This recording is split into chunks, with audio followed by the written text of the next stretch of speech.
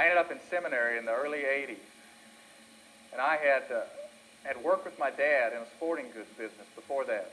And when my dad sold the business, both my brother and I worked in it. He just separated the profit that came out of the sale of that, gave part to him and part to me. And I took mine and I went to seminary with that money.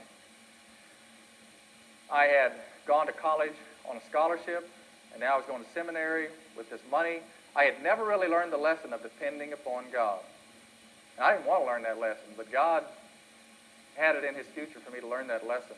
I got to seminary, and after about 6 months there, every time I would go to the prayer room that was there on the dorm, I would have this nagging concern that would just continually hit me in such a strong sense that I couldn't really get to praying to other things until I tried to sort through what God was trying to say. And it happened time after time after time after time. And God was beginning to impress on me that I needed to learn to trust him at a deeper level.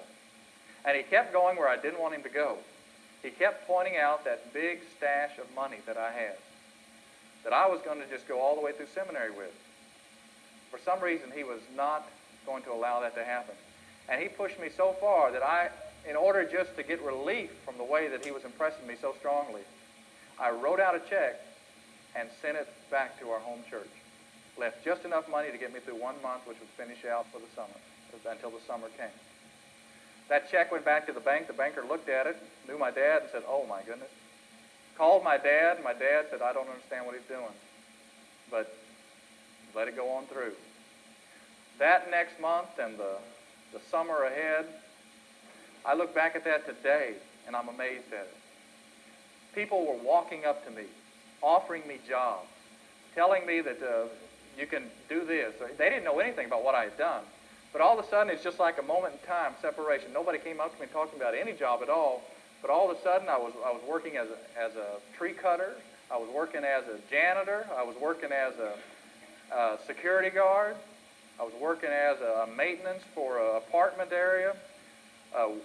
All these different jobs just kept coming and coming and coming. One job I met my wife at. So if I wouldn't have made that decision, it's probably the best investment I ever made, because that's the one that led me to being a janitor at a medical clinic that she worked at.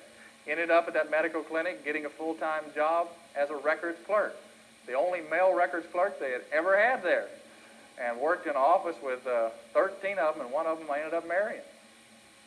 God just did all these amazing things. And I called my parents, and I didn't think they knew anything about the decision I had made and what I had done.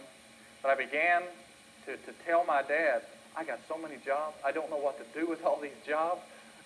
The people just walk. One guy walked up to me in the shower and said, "I've got a job here. Do you want this job that I have for you to do?" It just came from everywhere at any time. And my dad called a pastor out in Virginia and told him what had happened. And when I was eventually called to be associate pastor at that church later on, that pastor, for the first time I realized he knew that story. And he told everybody that same story that my dad had told him years ago about seminary. And I ended up graduating seminary. It took a while, but all through seminary, we paid our way. God provided the jobs and came out not owing a cent. But God had to show me that, because I had never experienced that. Mom and Dad had been there. The college scholarship had been there. Then this money was there. And God said, "You need to learn to trust me at a different level. You need to learn what it really means to cling to me, to let go of yourself and to humbly come before me and see what I can do for you." Judah didn't know a thing about what that was anymore. They had gotten so distant from God that they wouldn't recognize him on the street. And we need to not let our lives do that. When we do that, we find that destruction comes in. We look at our marriages are falling apart. We look at our homes, and people in our neighborhood are struggling in so many ways. And the reason is that as a nation, we put God in the rearview mirror in so many ways. And we're no longer serving him, striving to please him as we once did.